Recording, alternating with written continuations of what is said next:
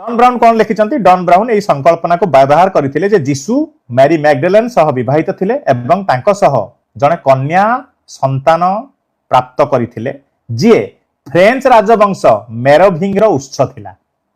पुस्तकर ना the भेन्सी code. अन्यपटे किछि योजना एहिपरि मध्य रहिछि जे यीशु समलिंगी थिले एवं जे यीशु को भल पाउतला सही शिष्यंक सह से रोमांटिक संपर्क मध्य रखिथिले। अरे भाई जदि जीशु ख्रीष्ट जन्म ही नहांती पृथ्वी रे ताले तांके बाहा हेले केमिति। हेलो मोर यूट्यूब देखुथिबा भाई और भौणी मानक सर्वप्रथम जीशु मधुर नाम रे नमस्कार। तो ये जस्ट टिके आगरो ये वीडियो रे देखिले जे तपी मिश्र कौन कही गले। तो मेरी मगदलीन मरियम जड़े तांकर माता थिले से पवित्र आत्मा द्वारा गर्भवती होई से जीशु को जन्म देइथिले। तो मोर प्रिय तपी मिश्र जे जीशु ख्रीष्ट एते पवित्र व्यक्ति को नाम को नहीं कि तमे एते मिच कहीं कहूछ एते सोशल मीडिया को कहीं भ्रांत करुच। सत्य को जान जे मगदलीन मरियम को विवाह कर नथिले। से मगदलीन मरियम जड़े पवित्र आत्मा द्वारा से गर्भवती जीशु को जन्म देइथिले। तो सत्य को जान मोर प्रिय तपी मिश्र। हाँ मोर अनुरोध। आउ गोटे जगार कहते जे जीशु समलिंगी थिले जे आउ जड़े शिष्यों सह सहवास करथिले।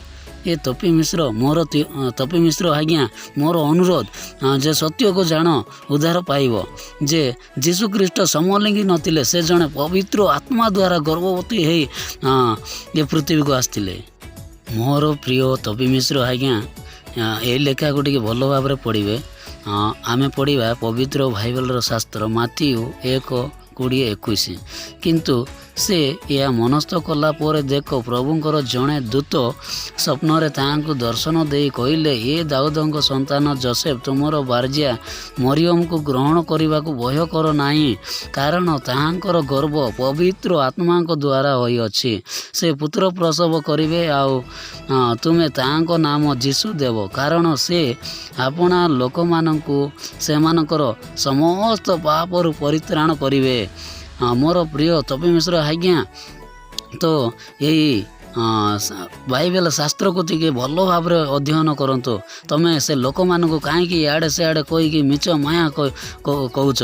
तो सत्य को जान तमें सत्य को प्रकाश कर जे जीशु प्रभु केते जे पवित्र से पवित्र आत्मा द्वारा गर्भवती होई आम मान पापर उद्धार करने निमंते परित्राण देवा निमंते आमे आउ गोटे पद पढ़ा पवित्र बाइबल शास्त्र माथ्यू 1:22 पद बाबवादी मानक द्वारा प्रभु को उक्त यही वाक्य जेपरी सफल हुए एति निमंते समस्त घटिला।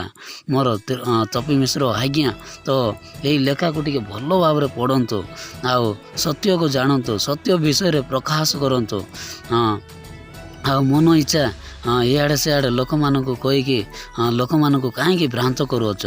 तो जीशु प्रभु ही दिन ना दिने उद्धार करिवो मुक्ति करिवो परित्राण देव। आउ जो से काट पतर ये जो 33 कोटी देवा देवी मान को जो उपासना करुचे से माने शेष समय परित्राण दे पारिबे नाही कि मुक्ति दे पारिबे नाही। मोर अनुरोध आज्ञा जे से खराब बाटर फेरिकी जीशु को